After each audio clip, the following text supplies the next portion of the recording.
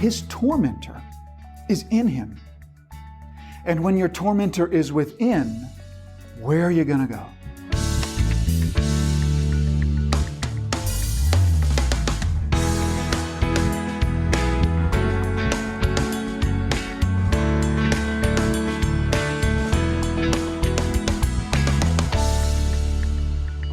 If you had been in the boat with Jesus last night, and this man awoke from this deep sleep and spoke to the wind and spoke to the waves, and they obeyed, you would begin, just as the disciples, I believe, began last night, you would begin a process in your soul and in your mind of coming to believe this man Jesus to be the great I am, the Holy of Holies.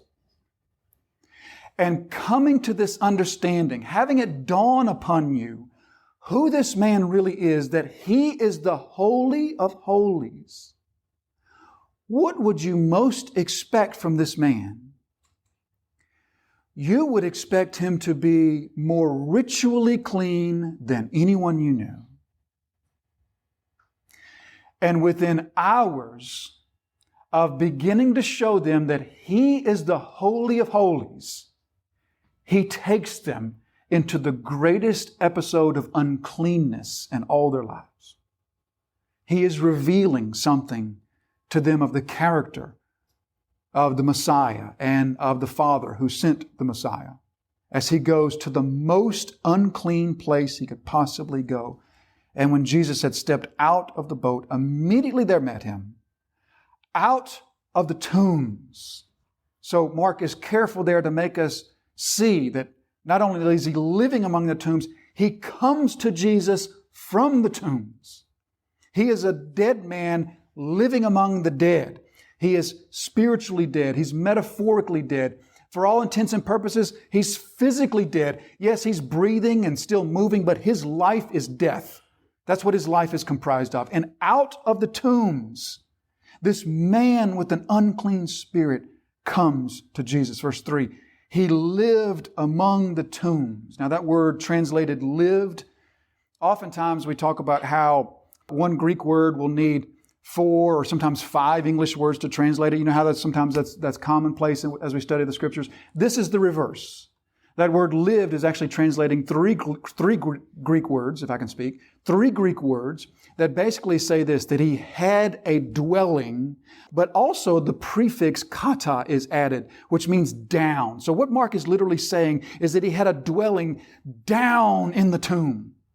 You see the emphasis there. Mark is describing His abode, this tomb, which would have been some sort of a cave. He's describing it like an abyss. Now we're going to see abyss a little bit later in the passage, as the demons are going to be fearful that Jesus is going to throw them into the abyss. Well, this man came from the abyss.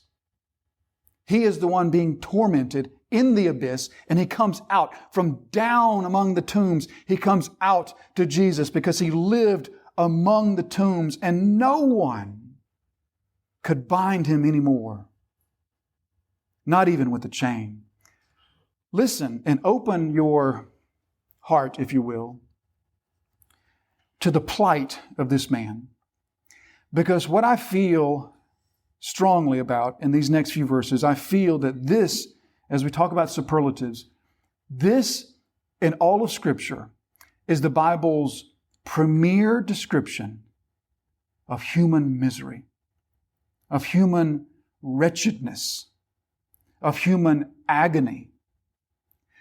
Who is the scriptural example that we think of when we want to think of an example of suffering and affliction? Who do we think of? Job. Let me suggest to you, Job's affliction couldn't hold a candle to this man. Job's affliction was temporary. Job lived a very blessed life, and then he had a temporary time of affliction, and that affliction was great. But then he was restored back to a blessed life. Furthermore, Job's affliction, as we'll see a little bit later, Job's affliction was a contrary type of affliction. Job's affliction was entirely from without, attacking him from without. This man's affliction is different. let me suggest this is the Scripture's premier illustration of absolute human misery, agony, and wretchedness. Listen to the description. He lived among the tombs, and no one could bind him anymore, not even with a chain.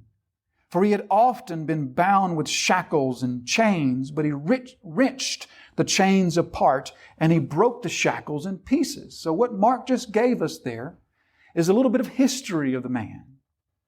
These things are things that we wouldn't know if we just witnessed the events that take place in Mark chapter 5. These are things that pertain to the history of the person, what's been happening to him over the last few years. So as we'll see in the passage, I believe there's a bit of an amount of time that passes between Jesus' casting out of the demon known as Legion and the townspeople arriving in anger and fear. And in that time, I think that there was some exchange that took place. I think Jesus spent some time teaching him of what had just happened to him, and some other things we'll talk about a little bit later. But also, I think during this time, perhaps he told his story. And Peter's there, and Peter's listening. And that's how we know something of the man's history, of how he had been this man that nobody could bind anymore. So in my imagination, there's a lot of gaps to fill in here, but we have to think a little bit about these gaps and what this may have looked like. And so maybe there was a period of time here in which the townspeople from where he lived, maybe there's a time in which there's compassion and there was mercy that was shown to him. He is possessed of these evil spirits. And as we said previously when we talked about the demonic, our understanding, our doctrine of the demonic would lead us to understand that at some point there was some sort of invitation on the part of this man towards at least the first demon. There was some type of a welcoming or at some level an invitation for the demon to come within. But having done that, it's exploded now into something completely different. Something that he has no control over. But maybe in the first days, in the first years of this experience of his life, maybe the town had compassion on him. And in their compassion, they did what they could to try to help him. But it quickly became obvious that he was a danger, not only to himself, but to others. Matthew said that he terrorized the whole region, that everybody was afraid to pass by the region because he would attack them. And so maybe there was some compassion that was shown to him, and they tried to restrain him.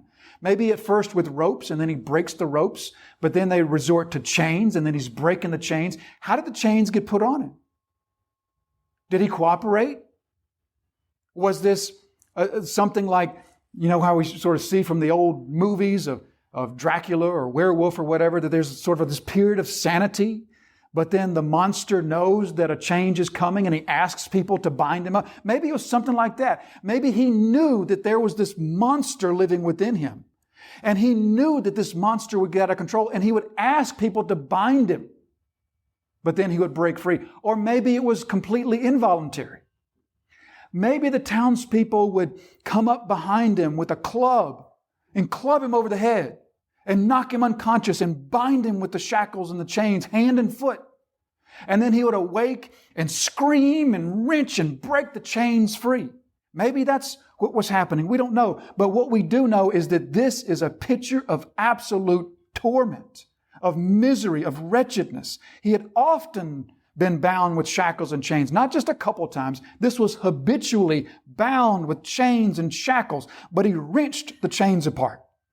And he broke the shackles in pieces. So we know that demons and angels, demons are fallen angels. We know that angels and demons possess a far greater physical strength than do humans. We know this, for example, from Matthew 28, when the women are going to the tomb and they're saying to themselves, what are we doing? There's a boulder there. We can't move that. And they get there and the angel has rolled the boulder to the side and is sitting on it. So we know that the angels and the demons possess a physical strength far greater than any human strength. And it's these demons within him that are apparently giving him this superhuman type of strength. So right now, let me plant the thought into your mind of a theme. And you know the theme because we've talked about it many times. It's the theme of the strong man and how Jesus is the strong man. He's the greater strong man that has come to kick the lesser strong man out of his kingdom.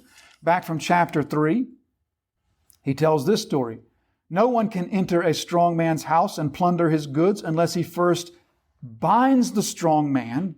Then indeed he may plunder his house. So right now we're immediately thinking of strong man bound, which is him. He's the strong man that nobody could bind.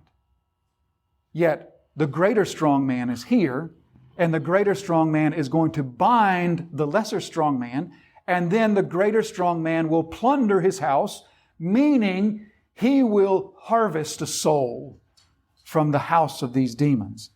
So no one had the strength to subdue him. That word subdue literally is a word that would have been used in regard to animals. It would be more literally translated tame. No one could tame him. You see the subhuman picture that we're shown here of one who needs to be tamed and managed and tied up and chained up like an animal that he apparently is. No one had the strength to tame him. Night and day. Once again, there's evidence there that this is a Jew writing this, because that's the Jewish way of thinking of the passing of days. Night and day, not day and night like we would think. Night and day. Among the tombs and on the mountains, he was always crying out. So that word crying out doesn't mean that he was shouting blasphemous words. That word crying out means that he was screaming out inarticulate sounds. Shrieks would be a good translation. He was shrieking. So imagine, day and night, there's this man living down there, and we're all afraid of him. Because as Matthew says, if you go near him, he'll attack you. So there's this thing living down there at the tombs. And just imagine how during the night, maybe the night is just coming on, and the family is just sort of being gathered in from that day's work in the fields, and the kids are coming in, everybody's sort of coming in, and then you hear, off in the distance, you hear that shriek, that inhuman shriek. And you know what it is. You know it's that thing down there. Or maybe during the day as you and the other ladies are headed to the market, you hear that shriek. And you know it makes your blood curl. It makes your goosebumps come up on your back because you know what that is. You've seen it before. You've been terrorized by it before. You've been almost attacked by it before. Maybe he's killed people. Maybe he's attacked people and taken their life or hurt them very badly. Maybe you know someone who has been attacked by him, and you hear that sound. Day and night, or night and day, among the tombs and on the mountains, he was always crying out and doing something else, cutting himself with stones. So he's immersed in self-harm. The demons that possess him, it is their goal to destroy him because they hate him. As demons hate every bearer of the image of God, whether they are a host to a demon, or whether they are a follower of Satan, or whether they're a follower of God, it doesn't matter. Demons hate all who bear the image of God, and it's their goal to destroy all who bear the image of God. And so in their hatred, they make this man to cut himself, but it's more than this. If you've ever perhaps known of someone or heard or perhaps read of the phenomenon known as cutting. Anybody ever heard of these? Sometimes people will do this. They will engage in this habit of cutting themselves. And as I've read about people who get trapped in this habit of cutting, one of the things that is a common denominator for those who have experienced this but yet have come out of that, one of the things is that people will, that's a hard thing to understand. And so people will wonder, why do you do that? Because typically when a person cuts, they're not cuts that are life-threatening. It's not like they're cutting their wrist or cutting an artery in their neck. They're cutting things that aren't going to take their life, but they're going to scar, and they're going to hurt, and they're going to bleed. And so oftentimes people will just be not understanding, why do you do this? And clearly it's a scream for help. It's a cry for help from people who can't ask for help, but they try to ask for help in this way. So that's going on. But then there's something deeper. There's a common denominator that I've often read about people that are survivors of this, and it goes like this. They will try to articulate something like this. I was trying to cut it out of me. What was hurting me? It was like in a way that they don't really understand or can't explain. What they're trying to say is I was trying to cut out of me what was hurting me. And that's a picture of this man here. His tormentor is in him. And that's what differentiates him from Job. Job's tormentor was without. His tormentor is within. And when your tormentor is within, where are you going to go? There's nowhere to go. There's no escaping it. Because it's in you. Are you starting to get a sense of his wretchedness? No one else in Scripture parallels this as far as a picture of the absolute pit of human misery. Day and night among the tombs and the mountains, he was always shrieking out and cutting himself with stones. So if we were to see him, we would see a man that was covered with old scars as well as recent scabs and probably fresh blood as well, because this was his habit. He was immersed in self-harm and self-destruction. And when he saw Jesus from afar, he ran and fell down before him. That word fell down has nothing to do with him tripping. That's a word that Scripture uses to speak of falling prostrate in worship. We see other examples of this. For example, Matthew 2 and verse 2, they say, the shepherds say, the wise men, where is he who's been born King of the Jews? For we saw his star when it rose, and we have come to worship him, same word. Or a little bit later, they fell down, these same wise men or magi fell down and worshiped him. That's the word that Mark uses here. He doesn't trip, he falls down to worship him. So he sees him from afar, but he also is there when he's getting out of the boat. So how do we reconcile verse 5 with verse 2? How do we reconcile that? That as Jesus steps out of the boat, he's there, but he also sees him from afar and runs to him. I think that the way that we put those two together is this. The man apparently sees Jesus when he's still in the boat. Jesus is afar in the boat. He sees him in the boat. And from that point, he begins running. And by the time Jesus' boat gets to the land and Jesus steps out, he's there. And he falls down before him. So what made the man come to Jesus? What was it? Something about the man in this boat compels this wretched person to run and fall before him. What was it? How did he know to come to Jesus? Furthermore, why would the demons allow him to come to Jesus? The only answer that makes sense to me, of course the text doesn't tell us, but the only answer that makes sense to me is that when the boat is seen, when the man looks out from his cave of the tombs and he sees this boat, the demons within him must have lurched with hatred. They must have vomited hatred upon seeing the Son of Man coming.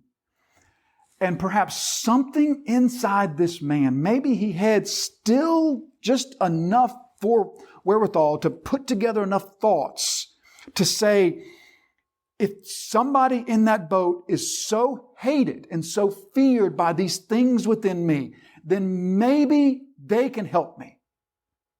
They are my only hope. Somehow the ones living in me hate him so much and fear him so much. Maybe he is the only one that can do anything for me, because surely he hasn't heard of Jesus. Word of Jesus likely hasn't reached this side of the Sea of Galilee. If it has, he doesn't know about it. He doesn't have any contact with anybody. He doesn't have contact with the town. Even if the townspeople know about him, he doesn't know about him. Furthermore, even if the townspeople have heard about Jesus, there's no pictures of Jesus. There's no images floating around where they can look and know what person to be looking for. And even if there was, Jesus is still way out on the sea. The only way he could have known that there's somebody in the boat that had relevance for his situation was the demons within him had a reaction to that man that caused him to know this man coming on the boat, or there's somebody in that boat. There's something about that boat that spells my possible freedom from this. And so he runs. Now, why do the demons allow him to go to Jesus? The demons obviously are in control of him. They're making him cut himself and shriek. We know from other stories in Scripture of what the demons were able to make people do. They would throw people into a fire or make them foam at the mouth or different things. Why did the demons let him go to Jesus? We don't know. But the only thing that I can think is that, what else are they going to do? Because you see, the demons know some things about Jesus that people often struggle with. And one of the things that the demons know about Jesus is that God is spirit. And there's nowhere that they're going to go to run from him. I think they know that. I think they know very plainly that it would do no good for them to flee from Jesus' presence. Because fleeing from his presence will do nothing. Think of Psalm 139, where the psalmist is praising God and saying, where will I go away from your presence? I can go in the grave. I can go as Jonah on the ocean. Where am I going to go away from your presence? Now, the psalmist is praising God for that, but the demons also know that. Where are we going to go? Remember the story? Well, actually, you don't remember it yet because it hasn't happened in Mark's gospel yet. Mark chapter 7, the story of the Syrophoenician woman who comes to Jesus and pleads that Jesus would cast the demon out of her daughter. And then Jesus says to her, go, for the demon has left. And Jesus is nowhere near her daughter. Her daughter is in another country. And she goes and finds that the demon has... And so Jesus didn't need to go to her daughter to cast the demon out. Jesus' power over the demon in her daughter had nothing to do with physical proximity. And so I think the demons know that. What good is it going to do to run away from him? It's not like being away from his presence is going to save us from anything. So the man, I think, just overwhelmed with this compulsion that these things within me are revolting so hard against that boat right there. That's where I need to go. And so he runs. Now, if I could get into the thoughts of anyone in Scripture, wouldn't that be fun if you could sort of get into the thoughts of people as these things are happening? If I could get into the thoughts of people in this episode, the one mind I wouldn't want to get in is the man's. But if I could get into the disciples' mind, wouldn't that be interesting? So here are the disciples. They've just spent a sleepless night on the Sea of Galilee in which they saw Jesus speak to water, and the water obeyed. And here they come to the shore, and they're still sort of grappling with all this. And just as Jesus sets his foot out, they look up. And here comes this man. Luke says he didn't wear clothes anymore, so he's naked all the time. So they look up and they see this creature, naked, scars, scabs, fresh blood, shrieking, running downhill to him. What would you think? I mean, they probably are assuming that Jesus protected them from the storm last night, so he'll protect us from this maniac. But surely they're thinking, what in the world is coming down the hill towards us? And so he comes barreling down the hill. When he saw Jesus from afar, he ran and fell down before him. And crying out with a loud voice, picture in your mind, or in your mind's ear, if you will, this man's voice. Because we're told earlier that always, night and day, he was shrieking. So think of what that does to the voice. Think of how hard and how strong and how harsh his voice likely sounds. Not to mention what possible effect the demons might have had on his voice. You know, like the movies often show, when they show this sort of thing, they'll modify the voice and make the voice real spooky. So even putting that aside, just think of the man's voice now. For years, night and day, he's shrieking. And his voice is loud and harsh And we don't know, maybe the demons living within him, maybe they have distorted his physical appearance, maybe they've distorted the features of his face. But here he is, naked, bleeding, scarred, barreling downhill, shrieking with a loud voice. And he said, "What have you to do with me, Jesus, Son of the Most High God?" So literally, what have you to do with me? Literally, that is, what business do we have with each other? Or, to put it in the words of Paul, what business does light have with darkness? What business do we have? What relations do we have with each other?